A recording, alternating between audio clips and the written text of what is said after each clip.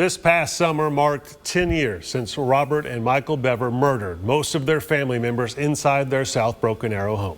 For years, the recorded confession of younger brother Michael has circulated on the internet, but older brother Robert's confession has sat on a server inside the Tulsa County District Attorney's office. Robert is considered the mastermind of the murders. FOX23 is the first TV station to get a copy of that confession, now cleared to be broadcast to the general public.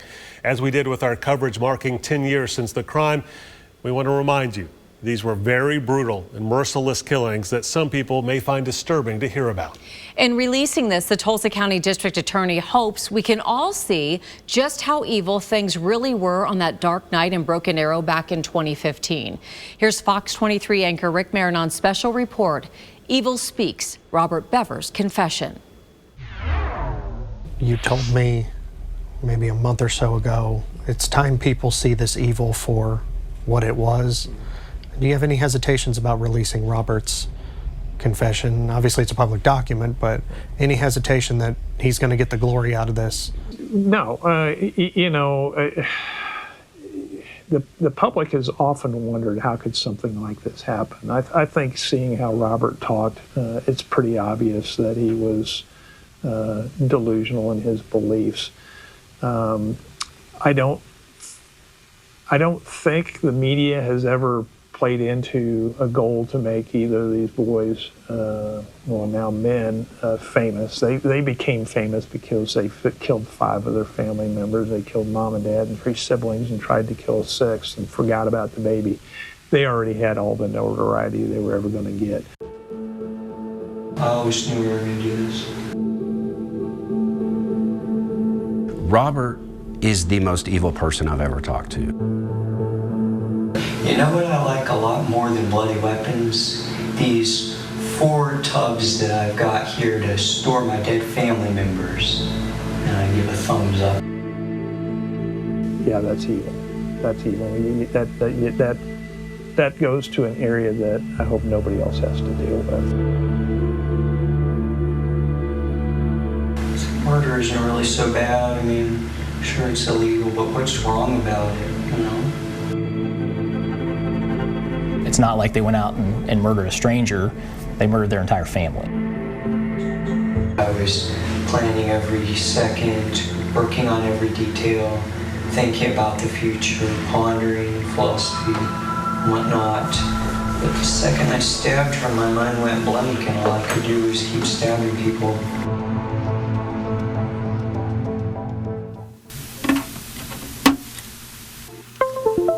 It's something we've always known existed, but outside of the Tulsa County criminal justice system, few have ever seen or heard a bold confession to mass murder. So do you think they all deserve to die? My family, yes. They were very bad people. They were bane of society. They made a system. Even the 4-year-old? Yeah, she was starting to show those traits. She didn't like me.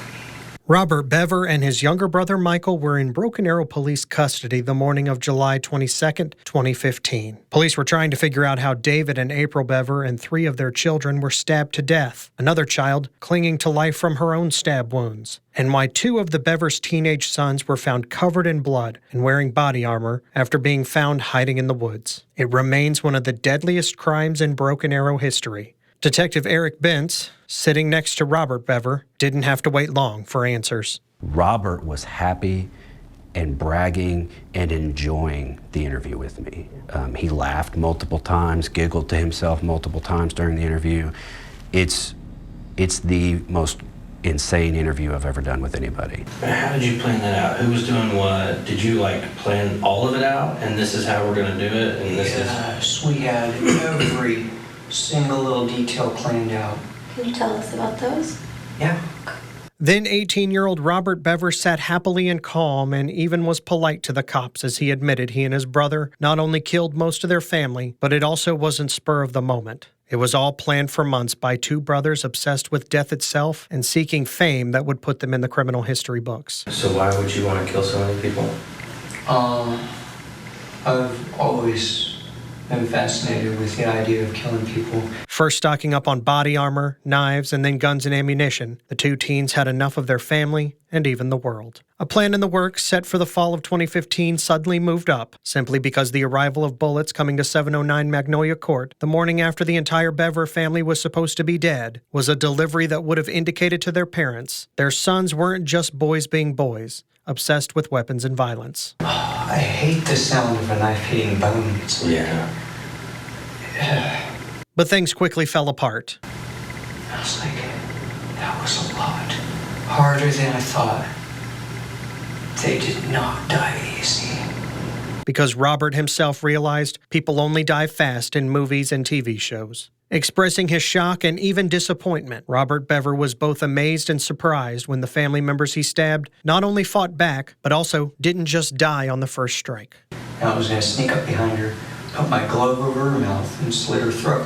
And I did it, but she just got real wide-eyed and started screaming. I was like, killing them isn't as easy as I thought. There was blood everywhere, and I was like, oh my God. For minutes upon minutes, Robert Bever laid out in graphic detail who killed who and even at times guessed how many times each person was stabbed. We thought it was going to be quick and quiet. We had laid out a little towel on the floor to she was drop supposed on. to just... But she made such a huge bloody mess. Bever told police he was still surprised hours later, and not just how long it took to kill his family, but how tired he was after wounding just one of them. He was also frustrated when his sister, Crystal, the first to be stabbed, not only made it downstairs, but also out to the front lawn, where she tried to get to a neighbor's house for help, where Robert says he tried to kill her again. Thrashing and kicking, I tried to carry her back inside, but she kicked herself out of my arms, collapsed back in the grass. I was like, I hate to do this in front of the neighbors, but I start strangling her. Hi, where are you at? Oklahoma, Oklahoma 7411. What address? 709 Magnolia Court. Okay. Are you the only one there? No, my brother's attacking my family. Your dad is attacking your family? No, my brother. Younger brother Daniel was the first to alert police that something was happening before he was also murdered. And despite trying to kill her and having his younger brother Michael drag her back into the house, Crystal was the key to not just showing police something was wrong in the house, but also telling them who slaughtered the rest of her family. She was still conscious, so she could say help me, but quite honestly, the way she was saying help me sounded like a very calm person. So while we're trying to calculate, I'm not really sure what's going on here, somebody's saying help, but they're calm, she could have passed. Officer Brandon Teener was on one side of the door hearing Crystal Bever faintly plead for help, while the brothers who tried to kill her stood in amazement on the other side that she wouldn't die after everything the brothers had put her through. The brothers would run away while Teener went in. A few seconds later, somebody was banging on the front door and they were yelling, "Open up!" And then Crystal started crying and saying, "I can't." I was like, she's still alive. And at that point, I couldn't kill her because if she could survive all that, I was like, okay, you deserve to live. Good for you. I did not expect her to survive, so I needed the information from her on who did this so we can ensure that we held those people accountable for what they'd done.